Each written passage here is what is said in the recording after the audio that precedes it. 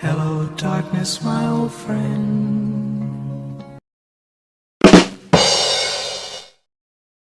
They ask you how you are, you just have to say that you're fine when you're not really fine, but you just can't get into it because they would never understand.